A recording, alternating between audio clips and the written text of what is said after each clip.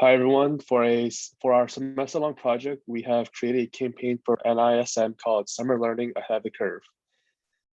So our team consists of Parth as our project manager, Leah as our marketing manager, and myself, Daniel, as the content manager. So why is this campaign important? The world is transitioning to social media for its marketing strategies, and having a strong knowledge of this is very essential. Also, getting certified is a great career development opportunity for students and teachers. We wanted this campaign to take place during the summer season. Summertime is when students and teachers have some time off to focus on career progression and extracurricular learning. During this time, many students are in internships, and having a certification from NISM provides them an additional asset to put on the resume for future employment. Also, there is a lack of information regarding summer certification opportunities, where a simple Google search brings you 100 results, which can be very overwhelming. So this campaign will address this issue. Additionally, this campaign will not only bring awareness to consumers, but it provides the potential for long-term consumers who come back for more certifications. So for our campaign, our marketing objectives are to spread awareness of the organization, as we're not really popular among students as we should be, convert students from competitors to NISM, and foster a lifelong learning culture into the students and the world. We don't want consumers to think of NISM as purely as a business, but as teachers of the next generation of marketing professionals. Ultimately, the viewers should feel empowered, happy, and self-confident in taking the next steps in getting certified by NISM. So this marketing campaign will identify as a niche marketing strategy. We want to avoid mass marketing because showcasing our product line to students not within the marketing world, or more so everybody, can result in low conversion rates. Instead, our primary audience for this campaign will be college-age students, early career enters, and mid-career industry switchers. Then our secondary audience will be teachers who are looking to gain a better understanding of social media.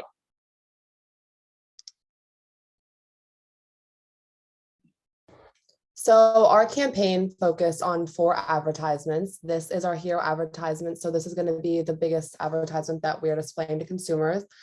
As Daniel mentioned, our campaign focuses on promoting the summertime and how you have extra time and flexibility in the summer to do things like get certified.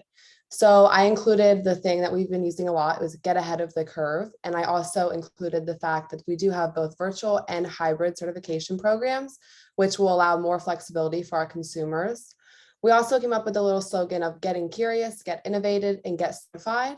And I also included at the bottom just some things that will help you if you're getting certified, and that the people that we're trying to promote to are mostly individuals, agencies, and educators. And the picture we included just shows someone working from home at their computer and will be what the consumers would be doing.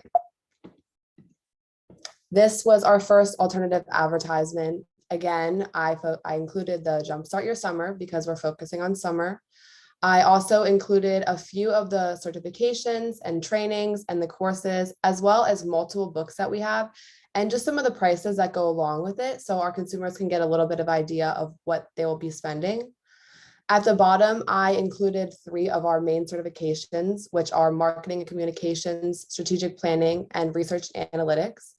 I also included at the top that they are on sale right now, which will be more attractive to the consumer as well. This was our second advertisement for alternative ones. I included this more of a step-by-step of how to get ahead of the curve during the summer. I again included the number of certifications we have and the multiple books, and then just the 3 months, kind of displaying that you do have all this time in the summer that's flexible for doing these kind of things. And as I mentioned previously, our certifications focus on individuals, educators, and agencies. So I kind of listed the 3 certifications by one for each, and then I just included what they can do for each one of these: skill build, maximizing your potential, becoming a resource to students, enhancing your curriculum, adding to your toolbox. And then this is our last alternative advertisement. From the top, you can see that we started by saying lock in your career with NISM. And then the picture, I think, is really a good way of displaying to our consumers that this is a social media thing. So I thought that it was perfect because it literally has the lock on the phone. And then once ahead, we just said that you can get ahead, and doing the summer certification program will put you ahead. And I thought this ad would be best for the fact that we are trying to also advertise to career switchers. So kind of using our certification programs as a way to lock in your career and finally becoming more certified in your new position.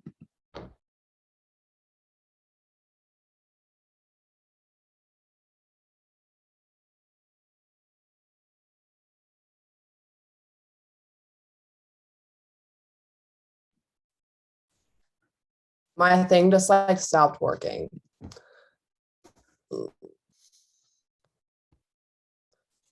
The advertisements that we are using are going to be released on NISM social media channels, including Facebook, Instagram, and Twitter.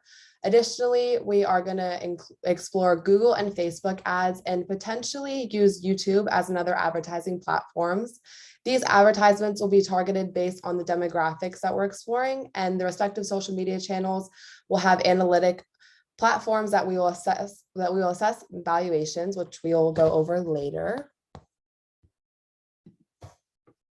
So our campaign exclusions are that we are not covering a brand promotion, more so marketing our product promotions. Additionally, we aren't focusing on talking down on any of our competing companies and brands throughout our campaign.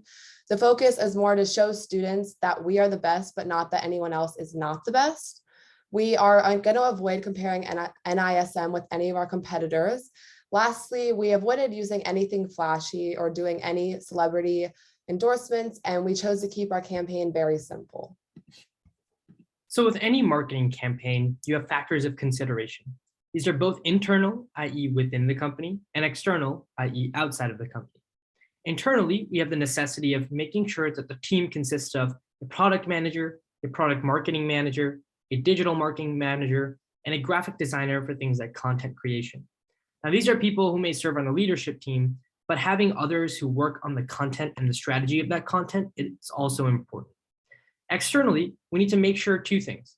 First is that the timing of our posts on these different social media verticals is consistent with what statistics and sort of data tells us to, i.e. certain posts do better at certain times throughout the day. We need to figure out when that is, and thus we should then post at that time. Second is consistency. So there are social media trends that happen almost daily. We need to make sure that if there is something happening on social media and it's sort of crowding everything on Instagram and Facebook, then maybe that's not the best time to post.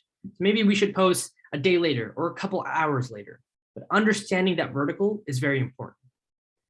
On the next slide, we're taking a look at things like deliverables and the timeline. The total turnaround time for deliverables, I think, is well when we've done 2 weeks.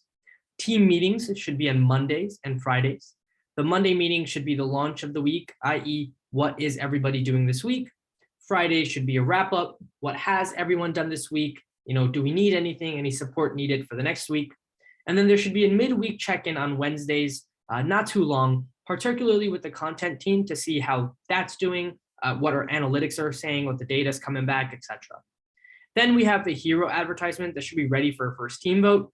75% of the vote should be required instead of the normal or industry average of majority, like 50 or 51%. And I think the reason for that is, when it's 50%, you still have a half of the other people disagreeing or saying that, that advertisement is not the best. Having 75% gives you at least 3/4 majority.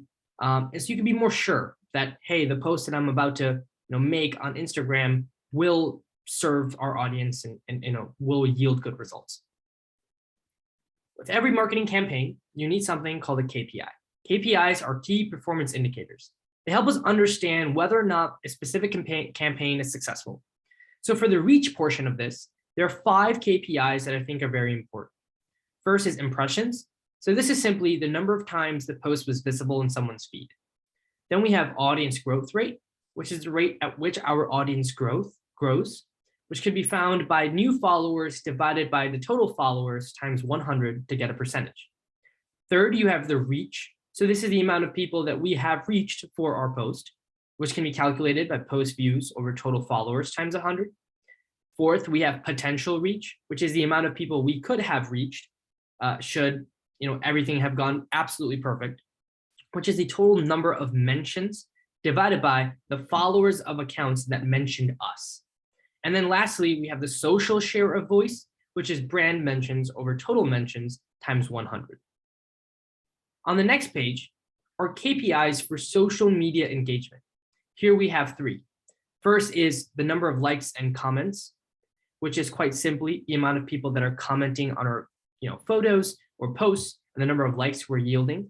It's also important to understand that if people are commenting, us as NISM should also go and interact with those comments. That's what creates that interaction with the consumer. Second, we have applause rate. This includes things like likes, saves, retweets, favoriting a post. Most social media channels, i.e. Instagram, Facebook, even TikTok, give you this already through your analytics platform when you have joined on as a creator. And then lastly is the average engagement rate, which could be found by likes plus comments plus shares divided by the number of followers times 100. Lastly are KPIs for conversion. It's probably useless to post something up on Instagram without having the end goal of converting a consumer. So there's three things here. First is quite simply the conversion rate, which are total conversions divided by the total number of clicks times 100. So this is when somebody clicks on our advertisement, for example, how many of those people physically go onto the website and then turn into a customer? Do they purchase something? Second, we have the click-through rate, which is the total amount of clicks divided by the total impressions on a post times 100. And then lastly is the cost per click. So this is the total ad spend divided by the total measured clicks times 100. It's important to understand that the cost per click will give us an understanding of our return on investment for this marketing campaign. Well, that sort of concludes our presentation on this advertising campaign. We've done a bunch of research, a bunch of statistical analysis to come to the conclusion of finding the best KPIs to understand and the project itself. We hope that NISM takes this into consideration, and we'd be overjoyed to see some of our posts on NISM social media channels. Thanks so much.